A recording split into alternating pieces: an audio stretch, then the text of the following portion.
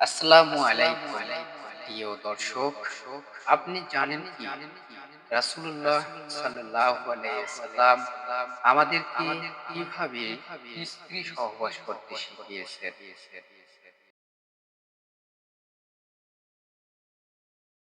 অনেকে মনে করে সহবাস শুধু ব্যক্তিগত বিষয়, কিন্তু ইসলাম বলে এটা এক গুরুত্বপূর্ণ ইবাদত যার নিয়ম কানুন, শিষ্টাচার ও সীমা রয়েছে।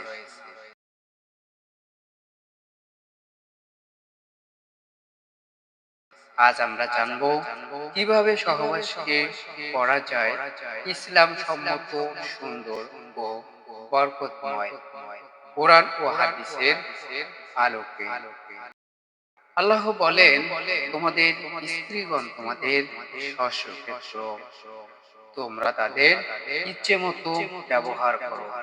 সূরা আল বাকারা আয়াত নং 2।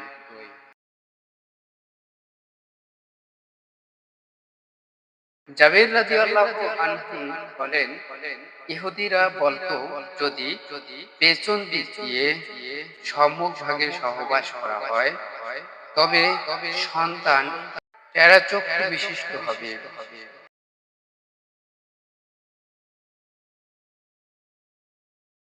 এই বক্তব্য মিথ্যা প্রমাণ করতে আল্লাহ নাজিল করেন সূরা বাকারার 223 নম্বর আয়াত।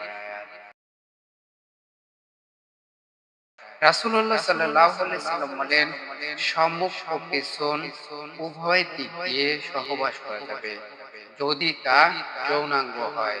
সহিহ বুখারী হাদিস নাম্বার 4528।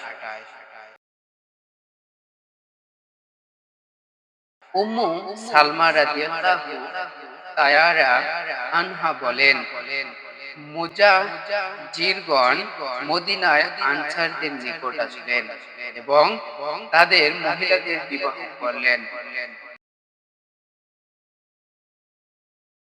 মুহাজিরদের অভ্যাস ছিল স্ত্রীদের উপর করে পিছন দিক দিয়ে লজ্জাস্থানে সহবাস করা, কিন্তু আনসারদের এই অভ্যাস ছিল না। মুহাজিরদের একজন তাদের অভ্যাস অনুযায়ী তার স্ত্রীর সাথে সহবাস করার ইচ্ছা করলেন। তার স্ত্রী নাকচ করে দিয়ে বলল,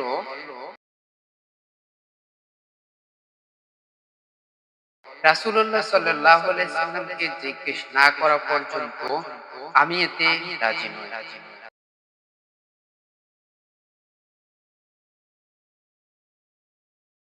মহিলাটি রাসূলুল্লাহ সাল্লাল্লাহু আলাইহি সাল্লামের নিকট আসলো, কিন্তু রাসূলুল্লাহ সাল্লাল্লাহু আলাইহি সাল্লামকে জিজ্ঞেস করতে দ্বিধা করলো।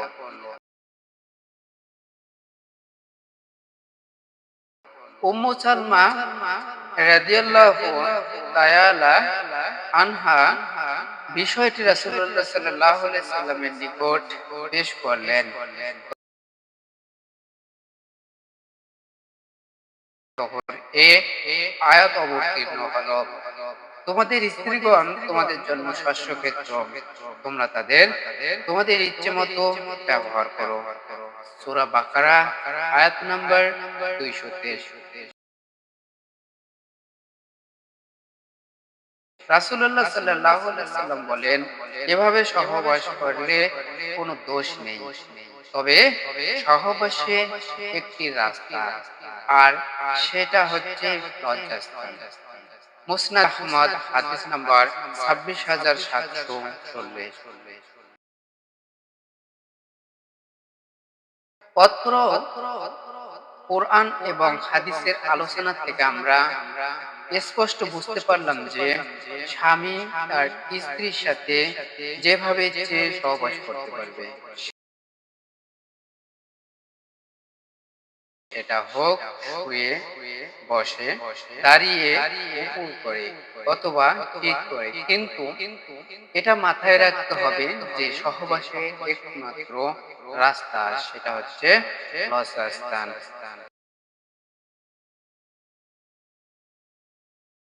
আপনি যে দিক দিয়েই সহবাস করেন লজ্জাস্থানেই সহবাস করতে হবে।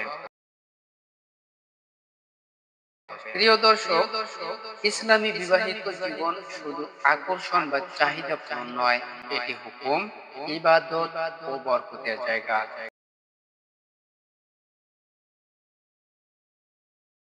আল্লাহর সন্তুষ্টি অর্জন করতে চাইলে সব সম্পর্ক বা কাজ হতে হবে কুরআন এবং হাদিস মোতাবেক।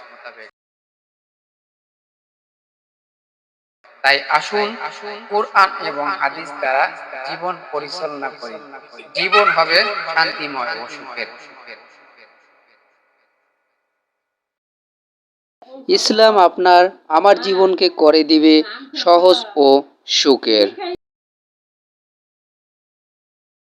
ভিডিওটি ভালো লাগলে একটি লাইক, শেয়ার এবং চ্যানেলটি সাবস্ক্রাইব করুন। আল্লাহ হাফেজ।